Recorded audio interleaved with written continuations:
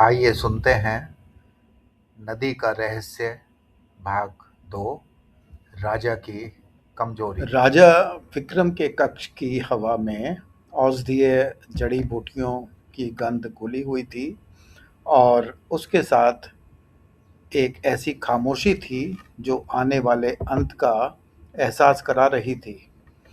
जो राजा कभी पूरे राज्य में अपने तेज और प्रभाव के लिए जाने जाते थे, आज वही रेशमी तकियों के सहारे एक कमजोर परछाई बनकर रह गए थे। उनकी सांसें धीमी और टूटी हुई थीं, जैसे हर सांस उस घुटन भरी खामोशी से लड़ रही हो। हर सांस यह बता रही थी कि जीवन धीरे धीरे उनका साथ छोड़ रहा है। राजवैद्य आचार्य हेस्ट्रा, जिन्होंने वर्षों तक राजा की सेवा की थी, उनके पलंग के पास खड़े थे। उनके माथे की झुर्रियां जैसे चिंता का पूरा इतिहास अपने भीतर समेटे थीं। चेहरे पर उन्होंने शांति बनाए रखी थी, लेकिन उनकी आंखें, जो नब्ज की हल्की सी हलचल तक पढ़ लेना जानती थीं, उनके भीतर की बेचैनी छिपा नहीं पा रही थी। उन्होंने धीरे से राजा पर पड़ी लिनन की चादर ठीक की। उनकी हर हरकत बेहद सावधानी और सम्मान से भरी थी, मानो वे किसी इंसान को नहीं बल्कि एक युग की आखिरी सांसों को संभाल रहे हों। राजा की त्वचा अब हड्डियों पर तनी हुई पतली परत जैसी लग रही थी, पुराने कागज जैसी पीली। नीचे उभरी नसें ऐसे दिखाई दे रही थी जैसे किसी पुराने नक्शे पर फीकी पड़ चुकी नदियां। विशाल कक्ष के एक कोने में राजा के सबसे भरोसेमंद सलाहकार खड़े थे, लॉर्ड कैलन, राज्य के दृढ़ और व्यवहारिक महामंत्री। लेडी सोराया, राजकोष की तेज बुद्धि वाली संरक्षिका। और वृद्ध एलेरा, राजकीय अभिलेखों की रक्षक, जिसकी आंखों में वर्षों का ज्ञान बसता था। तीनों धीमी आवाज में आपस में बातें कर रहे थे। उनकी नजरें कभी राजा पर जाती, कभी एक दूसरे पर। उनके बीच एक साझा चिंता थी, राज्य का भविष्य। धीमी फुसफुसाहटों में बात हो रही थी, फसलों की स्थिति, सीमाओं पर बढ़ती हलचल और पड़ोसी राज्यों के साथ नाजुक संबंधों की। वो जानते थे कि राज्य बदलाव की दहलीज पर खड़ा है, और यह बदलाव कैसे होगा, यही आने वाली पीढ़ियों की किस्मत तय करेगा। राजा विक्रम के शरीर में हल्का सा कंपन हुआ। उनकी धुंधली आंखें धीरे धीरे खुलीं, जो आंखें कभी तलवार की धार जैसी तेज हुआ करती थीं, आज उनमें दूर कहीं खो जाने वाली थकान थी। लेकिन जब आचार्य हेस्ट्रा ने उन्हें पानी पिलाने के लिए कटोरा आगे बढ़ाया, तो उनकी आंखों में पुराने अधिकार की हल्की सी चमक फिर दिखाई दी। उन्होंने मुश्किल से होंठ खोले। आवाज इतनी कमजोर थी कि आदेश कम, विनती ज्यादा लग रही थी। राजकुमार, उनकी टूटी हुई आवाज कमरे में गूंजी, उन्हें बुलाओ अभी। इतना कहने में ही उनकी सांसें भारी हो गईं। हेस्टा ने तुरंत सिर झुका दिया। वे उस अनकही जल्दबाजी को समझ चुके थे। राजा का शरीर भले ही कमजोर हो गया था, लेकिन उनका मन अब भी उतना ही मजबूत था। वे जानते थे, वे सिर्फ एक राज्य पीछे नहीं छोड़ रहे, वे एक विरासत छोड़ रहे हैं। और वह विरासत सिर्फ शासन करने की नहीं थी, लोगों के दिलों को दिशा देने की थी। राजा विक्रम अच्छी तरह जानते थे कि असली प्रेरणा ताकत से नहीं, दिल से जन्म लेती है। यह लंबी चर्चा या भावुक विदाई का समय नहीं था। उत्तराधिकार का फैसला, जो पूरे राज्य की नींव था, अब जल्दी और स्पष्ट होना जरूरी था। सलाहकारों ने एक दूसरे की ओर गंभीर नजरों से देखा। लॉर्ड कैलन ने भारी मन से सिर हिलाया। जैसा आपका आदेश महाराज। उनके शब्द धीमे थे, लेकिन उनमें फैसले का भार साफ महसूस हो रहा था। संदेश तुरंत महल के अलग अलग हिस्सों में भेजे गए। राजकुमार आदित्य, राजकुमार वीर और राजकुमार अर्जुन, तीनों अपने अपने संसार में रहते थे, महल के अलग अलग हिस्सों में। और अब उन्हें उनके पिता की आखिरी इच्छा एक जगह खींचकर लाने वाली थी। राजा के कक्ष की हवा, जो पहले से भारी थी, अब और भी तनावपूर्ण हो गई। जैसे आने वाली मुलाकात की आहट दीवारों में गूंज रही हो। यह कोई साधारण मिलन नहीं होने वाला था। यह मेल मिलाप नहीं, बल्कि इच्छा शक्तियों का की परीक्षा बनने वाला था। ऐसी परीक्षा जिसकी गूंज आने वाले वर्षों तक राज्य के इतिहास में सुनाई देगी। कमजोर होता हुआ राजा, जो अपनी मृत्यु की दहलीज पर खड़ा था, अब अपनी विरासत की आखिरी चाल चलने वाला था। एक ऐसी विरासत जिसे वह कलम और स्याही से नहीं, बल्कि अपने बेटों की आत्मा की अग्नि परीक्षा से गढ़ना चाहता था। हेस्ट्रा जब वापस लौटे तो सलाहकारों की धीमी बातचीत और गहरी हो चुकी थी। उनका चेहरा पहले से ज़्यादा पीला लग रहा था। वो फिर राजा के पास आए। उनका हाथ धीरे से राजा के माथे के पास ठहरा, मानो उस बुखार की तपिश को महसूस करना चाहते हों, जो अब लगभग जा चुकी थी। महाराज, उन्होंने बहुत धीमी आवाज में कहा, आपकी शक्ति बहुत तेजी से घट रही है। शायद अब आपको आराम करना चाहिए। राजा विक्रम ने हल्के से हाथ हिलाकर उनकी बात टाल दी, और उस छोटे से इशारे में भी एक अजीब दृढ़ता थी। आराम? उन्होंने भारी सांसों के बीच कहा। आराम मरे हुए लोगों के लिए होता है हेस्ट्रा। मुझे अभी अपना राज्य सुरक्षित करना है, उसका भविष्य संभालना है। अचानक उन्हें तेज खांसी उठी। उनका कमजोर शरीर पूरी तरह कांप गया। हेस्ट्रा ने तुरंत पानी का पात्र आगे बढ़ाया। उनके हाथ स्थिर थे, लेकिन दिल भारी। लॉर्ड कैलन ने सावधानी से कहा, महाराज, मंत्रिमंडल आपकी चिंता कर रहा है। आपका स्वास्थ्य सबसे महत्वपूर्ण है। राज्य? राज्य? राजा ने बीच में ही बात काट दी। इस बार उनकी आवाज में अचानक ताकत लौट आई थी। मुझे सबसे ज्यादा उसी की चिंता है, इस टूटते शरीर से भी ज्यादा, इन दर्दों और बुखार से भी ज्यादा। मुझे चिंता है उस खून की जो मेरे बाद इस राज्य की नसों में बहेगा, उन हाथों की जो इसकी किस्मत तय करेंगे। उन्होंने सलाहकारों की ओर देखा। तुमने उन्हें देखा है, मेरे बेटों को? हर एक एक अलग रास्ता, हर एक एक अलग आत्मा। वृद्ध एलेरा ने धीमी आवाज में कहा, वे सभी अलग हैं महाराज, और हर एक में ऐसी खूबियां हैं जो राज्य के काम आ सकती हैं। राजा के होठों से सूखी सी हंसी निकली। खूबियां? हाँ, लेकिन कौन सी खूबियां? उन्होंने धीरे से कहा, शेर की दहाड़, या चरवाहे की शांत देखभाल, लोमड़ी की चालाकी, या उल्लू की बुद्धि।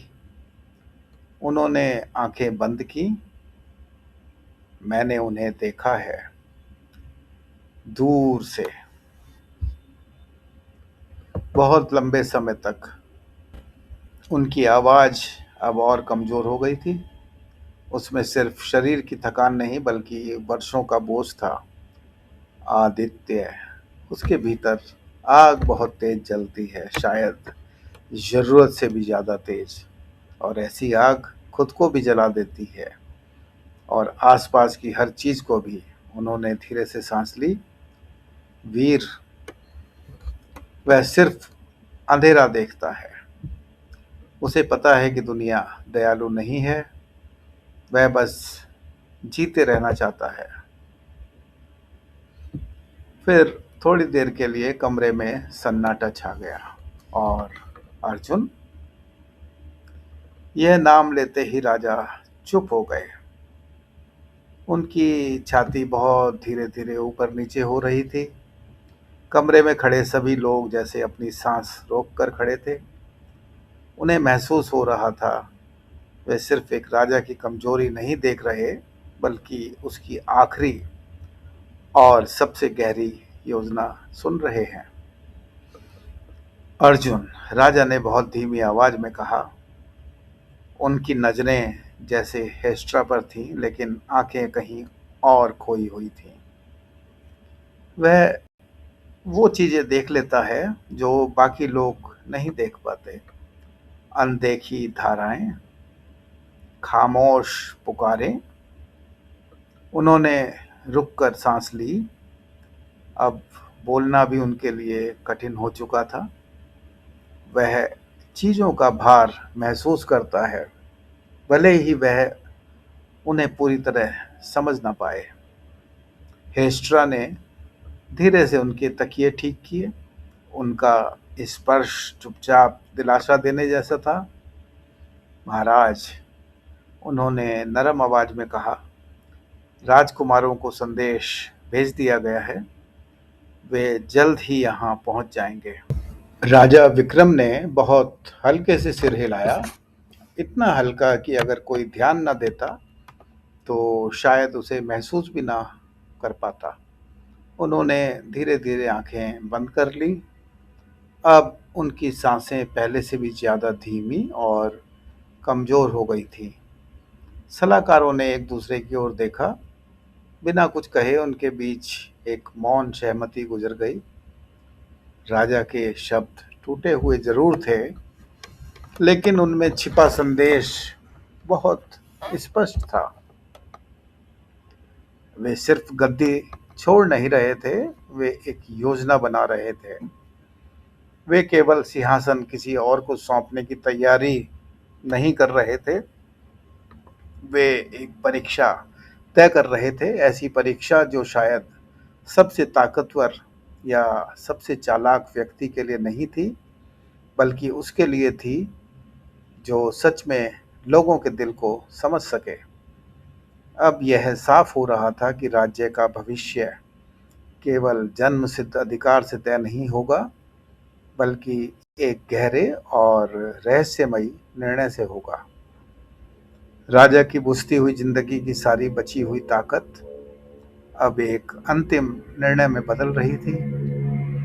ऐसा निर्णय जो उनके बेटों के असली स्वभाव को उजागर करेगा और साथ ही उस राज्य की आत्मा को भी, जिस पर उन्होंने इतने वर्षों तक शासन किया था। राज्य की स्थिरता को लेकर जो चिंता पहले से थी, अब उसमें एक और एहसास जुड़ गया था। यह समझ कि उनका राजा एक ऐसा रास्ता बनाने जा रहा है जैसा पहले कभी नहीं देखा गया। यह सिर्फ राज्य बचाने की बात नहीं थी, यह विरासत की बात थी, नेतृत्व के असली अर्थ की बात थी। और विक्रम अब उसी अर्थ को उसकी सबसे मूल और शायद सबसे कठिन रूप में सामने लाने वाले थे। अब पूरा कक्ष गहरी खामोशी से भर गया था। सिर्फ राजा की टूटती हुई सांसों की आवाज़ सुनाई दे रही थी और बीच बीच में हेस्ट्रा के हाथों से कपड़ों की हल्की सरसराहट, जब वे राजा का थोड़ा आराम देने के लिए तकियों और चादरों को ठीक करते। सलाहकार मूर्तियों की तरह खड़े थे, उनके चेहरों पर चिंता भी थी और अपने राजा की अडिग इच्छा शक्ति के प्रति सम्मान भी।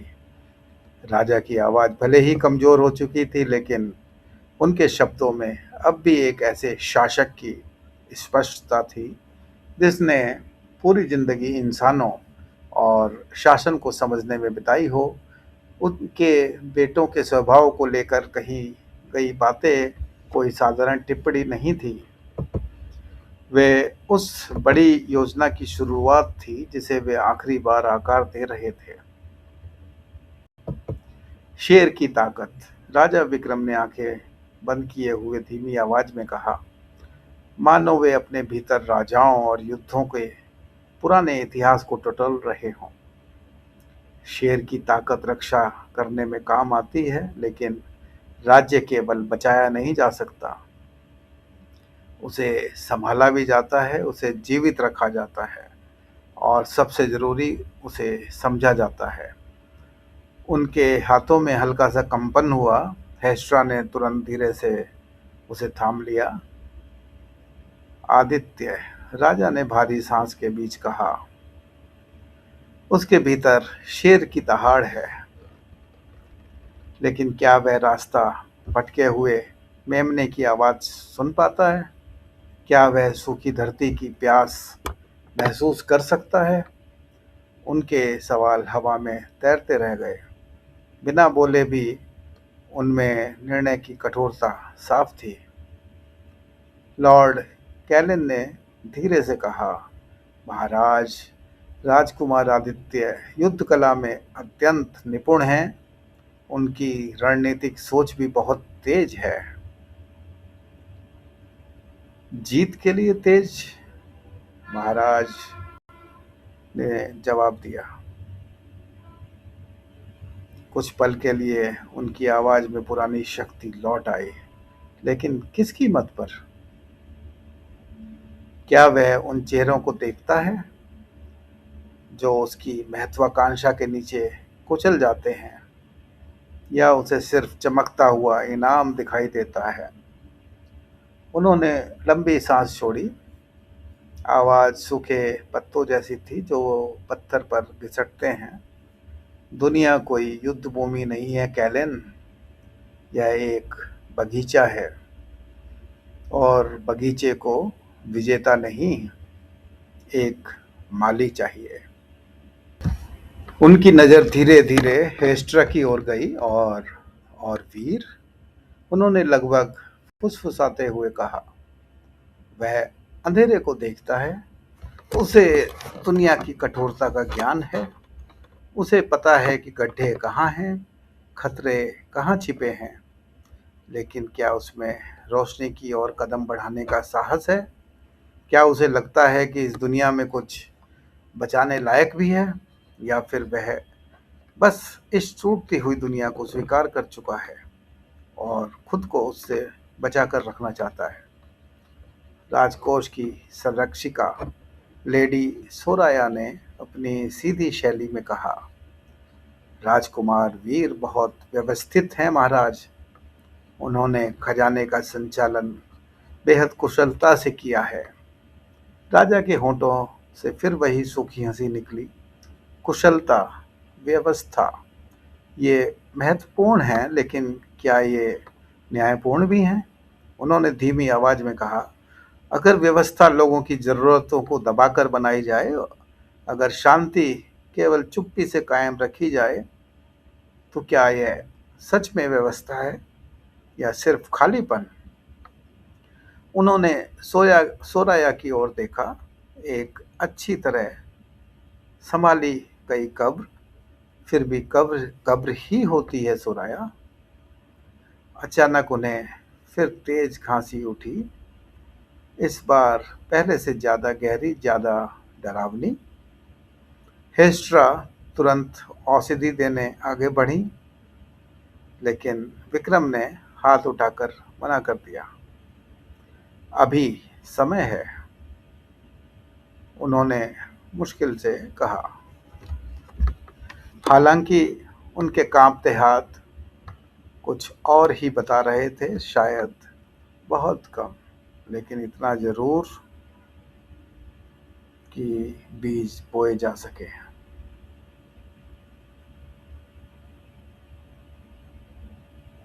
उन्होंने अपनी धुंधली नज़र उस दिशा में मोड़ी जहां से जल्द ही राजकुमार आने वाले थे। अर्जुन, इस नाम के साथ उनकी आवाज नरम हो गई। उसके भीतर ना शेर की दहाड़ है, ना लोमड़ी की चालाकी। वह शांत है, ध्यान से देखने वाला। वह लोगों के बीच ऐसे चलता है जैसे कोई राजा अपनी प्रजा को देखने नहीं निकला, बल्कि जैसे वह उन्हीं में से एक हो। वृद्ध एलेरा ने धीरे से सिर हिलाया। उसमें दुर्लभ संवेदनशीलता है महाराज, दूसरों का दर्द महसूस करने की क्षमता। हाँ, राजा ने गहरी भावना के साथ कहा, और महसूस करना ही समझने की शुरुआत है एलेरा। समझ सच्चे नेतृत्व की नींव होती है, आदेश देने की ताकत नहीं, बल्कि सही बात पहचानने की बुद्धि। दूसरों को हराने की चालाकी नहीं, बल्कि उनसे जुड़ने की करुणा। उनकी सांस अटकने लगी। मैंने पूरी जिंदगी दीवारें खड़ी की, सीमाओं की रक्षा की, शक्ति इकट्ठा की, लेकिन राज्य क्या है अगर वह अपने लोगों की भलाई का काम नहीं? और शक्ति का क्या अर्थ अगर वह कमजोरों के काम ना आए? फिर वे चुप हो गए। उनकी छाती तेजी से ऊपर नीचे हो रही थी। सलाहकार बिल्कुल शांत खड़े रहे। राजा के शब्दों का भार पूरे कमरे में छा चुका था। अब वे समझ रहे थे, उनका मरता हुआ राजा सिर्फ उत्तराधिकारी नहीं चुन रहा, वह इस राज्य में शासक होने का अर्थ ही बदल रहा है। वह उन्हें ऐसे बदलाव के लिए तैयार कर रहा था जहां केवल राजनीति नहीं, बल्कि गहरी नैतिकता भी जरूरी होगी। मैंने उन्हें एक कार्य दिया है, राजा ने फुसफुसाते हुए कहा। एक आदेश, एक पहेली। हल्की सी खांसी उनकी होठों से निकली। नदी का रहस्य, उन्होंने धीरे से कहा। वे उसे खोजेंगे, हर कोई अपने तरीके से। आदित्य उसे जीतना चाहेगा, वीर उससे बचना चाहेगा, लेकिन अर्जुन, उनकी कमजोर आवाज में भी एक शांत विश्वास था। अर्जुन, वह उसे समझना चाहेगा, उसे जीना चाहेगा। हिस्ट्रा ने राजा के माथे पर ठंडा कपड़ा रखा। राजा विक्रम की आंखें धीरे धीरे खुली, और एक पल के लिए उनकी नजरें हेस्ट्रा से मिलीं। उस छोटे से पल में बहुत कुछ बिना शब्दों के गुजर गया। मृत्यु की सच्चाई, कर्तव्य का भार, और आने वाली पीढ़ियों की जिम्मेदारी। फिर राजा की नज़र कहीं दूर टिक गई, मानो वे भविष्य की ओर देख रहे हों, अपने राज्य का भविष्य। अब उनकी सांसें और हल्की हो चुकी थीं। हर सांस पहले से ज़्यादा कीमती लग रही थी। सलाहकारों की चिंता अब एक साझा प्रतीक्षा में बदल चुकी थी। वे जानते थे, राजा विक्रम के शासन का आखिरी अध्याय शुरू होने वाला है। एक ऐसा अध्याय जो उनके पूरे राज्य की नींव बदल देगा। राजा की कमजोरी हार का संकेत नहीं थी, बल्कि एक अंतिम सोची समझी चाल की शुरुआत थी। ऐसी चाल जो नेतृत्व की असली आत्मा की परीक्षा लेने वाली थी। राजा विक्रम की छाती भारी सांसों के साथ उठ गिर रही थी। हर सांस उस कमरे की खामोशी पर एक आरोप जैसी लग रही थी। आचार्य हेस्ट्रा पास खड़े थे। उनके माथे पर चिंता की गहरी लकीरें थीं, ऐसी चिंता जो वर्षों तक मृत्यु से लड़ते रहने वाले इंसान के भीतर बस जाती है। उन्होंने राजा के कंधे पर धीरे से हाथ रखा। वह स्पर्श दिलासा भी था और एक कड़वी सच्चाई को स्वीकार करना भी। लॉर्ड कैलन विशाल लकड़ी के दरवाजे के पास खड़े थे। चेहरा शांत था, लेकिन आंखों में हल्की बेचैनी साफ दिखाई दे रही थी। लेडी सोराया ने अपने हाथ कसकर बांध रखे थे। वे चुपचाप राजा को देख रही थी। उनकी नज़र हमेशा की तरह तेज और हर बात को परखने वाली थी। वृद्ध एलेरा राजा के पलंग के पास खड़ी थी। उनके बूढ़े हाथ जुड़े हुए थे। इस बदलते समय में उनकी उपस्थिति किसी शांत सहारे जैसी लग रही थी। राजकीय कक्ष की हवा अब अनकही चिंताओं से भारी हो चुकी थी। जड़ी बूटियों की गंध और डर की धातु जैसी कड़वाहट दोनों आपस में घुल चुकी थी। राजा की टूटती हुई सांसें उस तनावपूर्ण खामोशी को बार बार तोड़ रही थी। हर सांस यह याद दिला रही थी कि उनका शासन अब अंत के करीब है। पूरा राज्य जैसे अपनी सांसें रोके बैठा है, उस निर्णय का इंतजार करते हुए जो उसका भविष्य तय करने वाला था। एक ऐसा भविष्य जो उत्तराधिकार की खाई के किनारे खड़ा डगमगा रहा था। राजवैद्य और अन्य चिकित्सक एक दूसरे की ओर देखने लगे। उनके चेहरों पर वह असहायता साफ दिखाई दे रही थी, जो तब आती है जब इंसान अपनी पूरी विद्या लगाने के बाद भी मृत्यु को रोक नहीं पाता। सलाहकारों के बीच जो धीमी फुसफुसाहटें पहले दबे स्वर में हो रही थी, अब उनमें एक अटल सच्चाई का भार उतर आया था। आचार्य हेस्ट्रा ने धीमी भारी आवाज में लॉर्ड कैलन से कहा, महाराज की सांसें और हल्की होती जा रही हैं। मेरे स्वामी, हमने वह सब कर लिया है जो इंसानी हाथ कर सकते थे। कैलन ने धीरे से सिर झुकाया। उनकी नज़र राजा के पीले कमजोर चेहरे पर टिकी रही। तो फिर महाराज की इच्छा को बिना देर किए सबके सामने लाना होगा। राज्य इस अनिश्चितता को ज्यादा देर तक सह नहीं सकता। सोराया ने सहमति में सिर हिलाया। सही कहा आपने। राजकोष को भी अब एक मजबूत दिशा और स्पष्ट नेतृत्व की जरूरत है। देरी अब हमारे लिए एक विलासिता बन चुकी है। वृद्ध एलोरा ने अपनी कांपती उम्र दराज आवाज में कहा, और हमारे इतिहास के ग्रंथ, पीढ़ियों की संचित बुद्धि, उन्हें भी ऐसे संरक्षक की जरूरत होगी जो अतीत का सम्मान करते हुए भविष्य की राह बना सकें। इस बीच राजा विक्रम की धसी हुई धुंधली आंखें धीरे धीरे खुली। उनकी नज़र सीधे अर्जुन पर जाकर ठहर गई, जो पलंग से थोड़ी दूर पर शांत भाव से खड़ा था। उसके चेहरे पर गहरी सोच साफ झलक रही थी। आदित्य और वीर को भी संदेश भेजा जा चुका था। महल के दूर गलियारों में उनके तेज कदमों की आवाज़ें गूंज रही थी। शायद वे आपस में चर्चा कर रहे थे, या शायद आदित्य की तरह अगली चाल की योजना बना रहे थे। लेकिन इस समय राजा की नज़र किसी और को नहीं, सिर्फ अर्जुन को खोज रही थी। वही अर्जुन जो अक्सर अपने भाइयों को ऊंची आवाज़ों और तेज मौजूदगी के पीछे छिपा रह जाता था। वही शांत देखने वाला जो ज़्यादा बोलता नहीं था, लेकिन सब महसूस करता था। अर्जुन, राजा की आवाज़ अब अपनी पुरानी गूंज खो चुकी थी। वह सूखी फुसफुसाहट जैसी लग रही थी, जो उनके सूखे गले से मुश्किल से बाहर निकल पा रही थी। उन्होंने कांपते हुए हाथ आगे बढ़ाए अपने बेटे को पास बुलाने के लिए।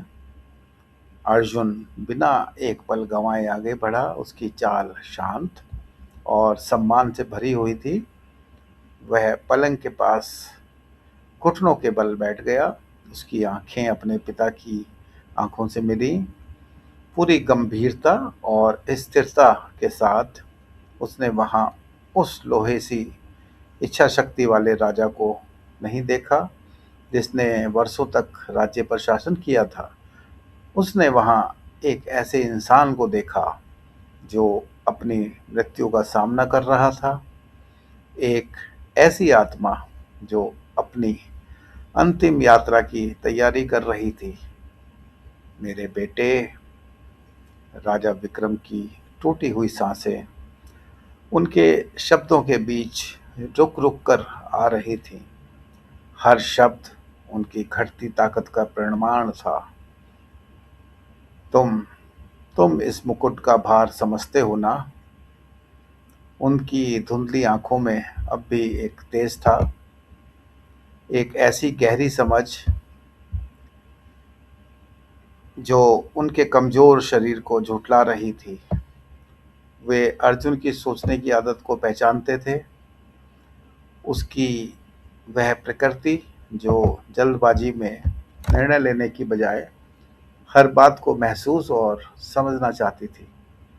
राजा जानते थे आने वाले दिनों में सबसे बड़ी परीक्षा इसी गुण की होने वाली है। अर्जुन ने अपने पिता की आंखों में देखते हुए शांत स्वर में कहा, मैंने देखा है पिता, इस जिम्मेदारी का भार बहुत बड़ा होता है। राज करना एक बहुत भारी चादर ओढ़ने जैसा है। उसने राजगद्दी के वैभव की बात नहीं की, ना जुलूसों की, ना आदेशों की। उसने उन खामोश जिम्मेदारियों की बात की, उन जागती रातों की, उन कठिन फैसलों की जो किसी शासक की आत्मा पर बोझ बनकर बैठ जाते हैं। उसने यह सब अपने पिता में देखा था, और सिर्फ अपने पिता में ही नहीं, उन आम लोगों में भी जो हर शाही फैसले, हर खराब फसल और हर युद्ध का सबसे बड़ा भार उठाते थे। राजा विक्रम के होठों पर हल्की सी मुस्कान आई, बहुत छोटी और इतनी कमजोर कि जैसे उसी ने उनकी बची हुई ताकत भी खींच ली हो। अच्छा, बहुत अच्छा, उन्होंने धीमी आवाज में कहा। बहुत लोग सिर्फ मुकुट की चमक चमक देखते हैं, सत्ता देखते हैं। वे सोने की चमक को ही असली ताकत समझ लेते हैं, लेकिन तुम उसकी नींव का पत्थर देखते हो, है ना? अचानक उन्हें तेज खांसी उठी। उनका कमजोर शरीर बुरी तरह कांप गया। हेस्ट्रा तुरंत औषधि लेकर आगे बढ़े, लेकिन विक्रम ने हल्के से हाथ उठाकर उन्हें रोक दिया। बाद में हेस्ट्रा, यह ज़्यादा ज़रूरी है। उन्होंने एक और टूटी हुई सांस ली। उनकी आंखें अब भी अर्जुन पर टिकी थी। सिंहासन, उन्होंने धीरे से कहा, यह कोई इनाम नहीं है जिसे छीन लिया जाए। यह एक विश्वास है, एक पवित्र वचन जो लोगों से किया जाता है उनकी भलाई के लिए, उनकी जिंदगी के लिए, उनकी आत्मा के लिए। उन्होंने कुछ पल रुककर कहा, तुमने देखा है ना, जब यह विश्वास टूटता है तब कितना दुख जन्म लेता है। जब चरवाहा अपने झुंड को छोड़कर झूठी महिमा के पीछे भागने लगता है। अर्जुन ने धीरे से सिर झुका दिया। उसका दिल भारी हो चुका था। उसने अपने बड़े भाइयों की महत्वाकांक्षा के परिणाम देखे थे। उसने देखा था कि आदित्य अपने से नीचे समझे जाने वाले लोगों से कैसे व्यवहार करता है, और यह भी कि वीर दुनिया से कितना अलग और ठंडा हो चुका है, हमेशा सिर्फ अपनी सुविधा और सुरक्षा के बारे में सोचता हुआ। वह अपने पिता के अनकहे शब्द समझ रहा था। राजा का सिर्फ अपने वंश के बचने की चिंता नहीं थी, उन्हें पूरे राज्य की खुशहाली की चिंता थी। नेतृत्व का रास्ता राजा ने लगभग फुसफुसाते हुए कहा, विजय से नहीं, करुणा से बनता है। उसे महत्वाकांक्षा की आग नहीं रोशन करती, बल्कि संवेदना की स्थिर लौ। उन्होंने अर्जुन की ओर देखा। क्या तुम समझते हो मैं क्या कहना चाहता हूँ अर्जुन? अर्जुन के भीतर कोई गहरी समझ जाग उठी। उसके पिता के शब्द सच्चाई की तरह थे, जिसे वह हमेशा महसूस करता आया था, लेकिन कभी शब्द नहीं दे पाया। उसे हमेशा लगता था कि उसके जन्म से जुड़ी अपेक्षाएं और उसके दिल की शांत इच्छाएं दो अलग अलग दिशाएं हैं। वह आदित्य की तरह सत्ता के लिए प्यासा नहीं था और ना ही वीर की तरह जीवन से थका हुआ। उसका दिल इस धरती और इसके लोगों से जुड़ा हुआ था। वह उनके दुख कम करना चाहता था, उनकी परेशानियों को समझना चाहता था। मुझे लगता है मैं समझता हूँ पिता, अर्जुन ने नरम लेकिन दृढ़ आवाज में कहा। सच्ची ताकत दूसरों पर हुक्म चलाने में नहीं, उनकी सेवा करने में होती है। सच्ची बुद्धि अधिकार जताने में नहीं, बल्कि उन लोगों की ज़रूरतों को समझने में होती है जिन पर शासन किया जाता है। राजा विक्रम की आंखें हल्की सी फैल गईं। उनमें एक पल के लिए जीवन की चमक लौट आई। हाँ, उन्होंने भारी सांस के साथ कहा। वह शब्द किसी जीत की तरह निकला। तुमने समझ लिया। उन्होंने बहुत धीरे से कहा, नदी नदी ताकत से नहीं बहती, वह झुक कर बहती है। वह धरती को जीवन देती है, प्यास बुझाती है, आसमान को अपने भीतर प्रतिबंधित करती है। उसका रहस्य उसकी डुबाने की शक्ति में नहीं, बल्कि जीवन बनाए रखने की क्षमता में है। उन्होंने खिड़की की ओर देखा, उस दूर फैले राज्य की ओर जो उनकी सबसे बड़ी विरासत थी। आदित्य उसे रोकना चाहेगा, उस पर नियंत्रण करना चाहेगा, वीर उसे मोड़ना चाहेगा, अपनी सुविधा के हिसाब से बहाना चाहेगा। लेकिन तुम अर्जुन, उनकी आवाज़ बहुत हल्की थी, लेकिन उसमें भरोसा था।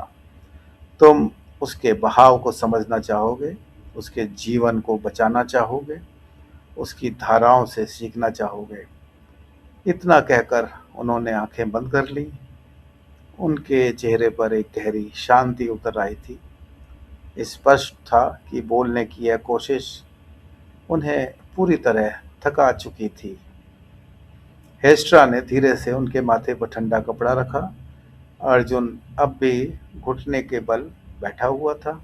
उसके दिल में अपने मरते हुए पिता के लिए दुख भी था और साथ ही उस विशाल जिम्मेदारी की समझ भी, जो अब उसको उसकी ओर बढ़ रही थी। उसके पिता के शब्द अब उसे बोझ नहीं लग रहे थे। वे किसी दिशा दिखाने वाले तारे जैसे थे।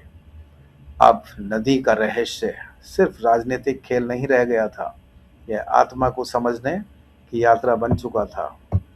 एक ऐसी परीक्षा जो ये तय करेगी कि असली राजा होने का अर्थ क्या है।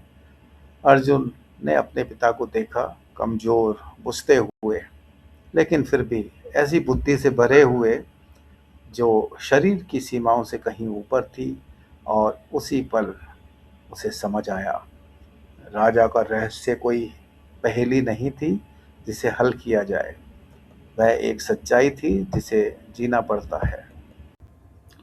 कहानी का अगला भाग कल आएगा, कृपया इंतजार करें। धन्यवाद।